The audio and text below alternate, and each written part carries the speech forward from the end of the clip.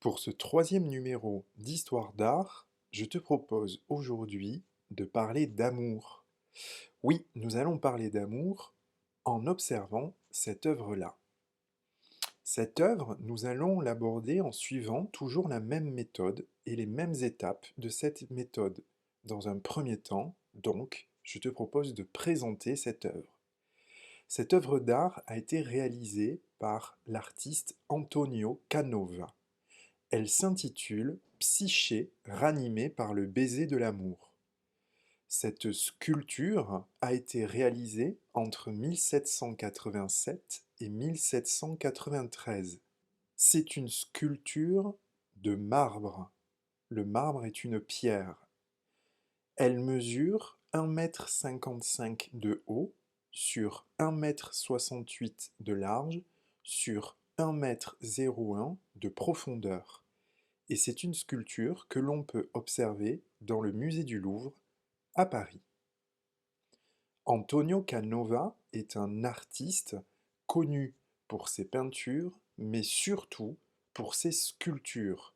C'est un très grand sculpteur italien qui a vécu et travaillé à Venise, dans le nord de l'Italie. C'est un sculpteur qui a travaillé à la fin du XVIIIe siècle, c'était il y a un peu plus de 200 ans. C'est une période artistique que l'on appelle le néoclassicisme. Comme son nom l'indique, le néoclassicisme, c'est le nouveau classicisme.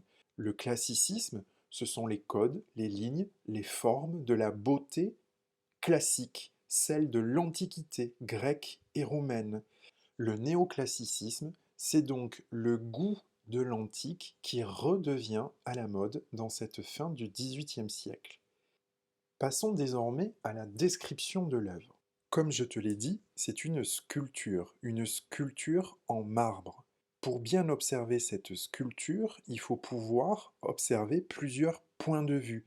Il faut pouvoir tourner autour. Voici donc des photographies montrant d'autres points de vue de cette même sculpture. Ce qui nous permet d'observer qu'il y a bel et bien deux personnages. Un personnage avec des ailes qui se rapproche d'une femme couchée. Cette femme est redressée par le personnage ailé, on voit qu'il la prend dans ses bras, elle-même prenant la tête du personnage ailé dans ses bras. J'observe qu'ils sont nus, si ce n'est un drap qui couvre la nudité de la femme.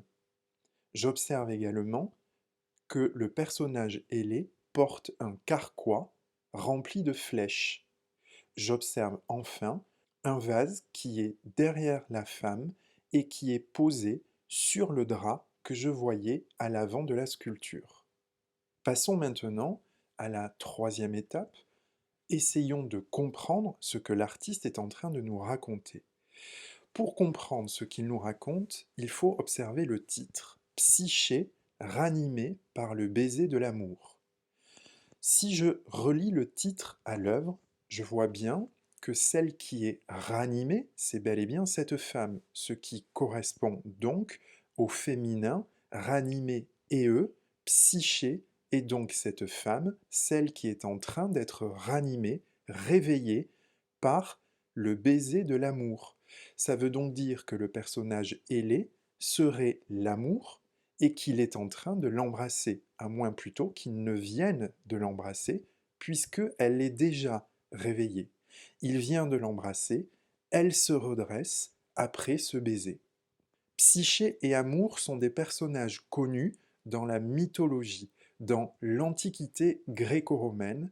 Effectivement, Psyché est une jeune fille qui tombe follement amoureuse de Amour. Amour, c'est le dieu de l'amour. On le connaît aussi sous un autre nom, Cupidon. Cupidon qui tire avec son arc les flèches de l'amour pour rendre les gens amoureux. Cupidon, ou Amour, a donc été lui-même amoureux d'une jeune fille qui s'appelle Psyché. Malheureusement, la mère d'Amour, la mère de Cupidon, est assez jalouse de cette jeune fille et va donc la mettre à l'épreuve. Elle va demander à Psyché, entre autres, de lui ramener le secret de la beauté de la reine des enfers. En réalité, c'est un piège, car personne n'est revenu des enfers. Psyché s'exécute et elle va dans les enfers.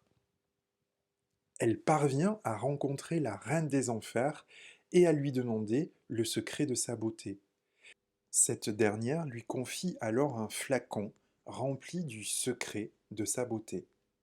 Mais la reine des enfers avertit Psyché, surtout ne l'ouvre jamais.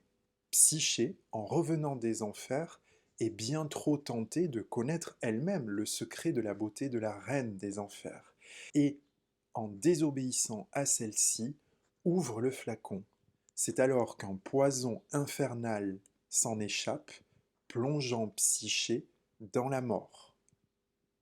Lorsque son amoureux, qui s'appelle donc Cupidon, ou ici Amour avec un A majuscule, apprend la mort de Psyché, il est désespéré.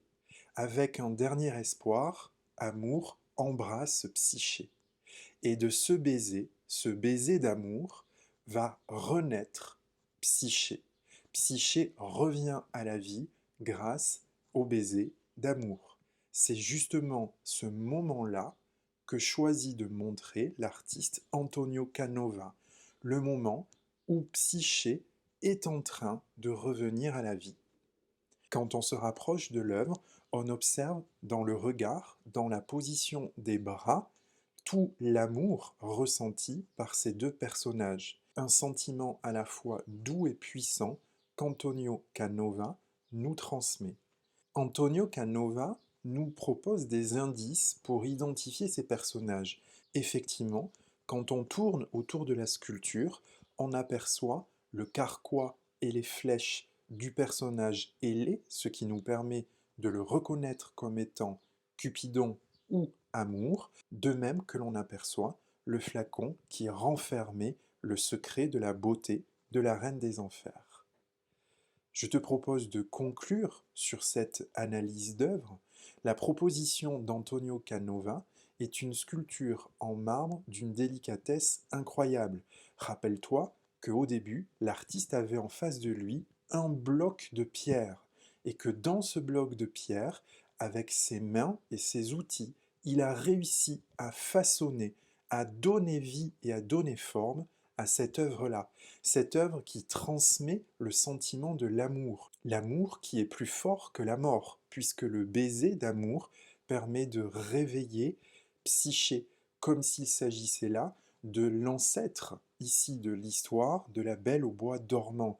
Le baiser du prince devient ici le baiser de Cupidon, le baiser d'amour. D'ailleurs, pour accompagner ce sentiment amoureux, Antonio Canova glisse des formes rondes, des formes courbes au travers des bras d'amour, au travers des bras de Psyché.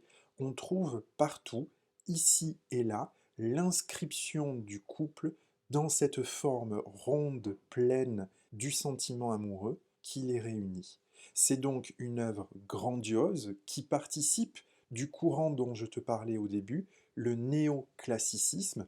Effectivement, c'est une histoire classique au sens de c'est une histoire de l'Antiquité qui revient à la mode par la proposition d'Antonio Canova. Je te dis à bientôt.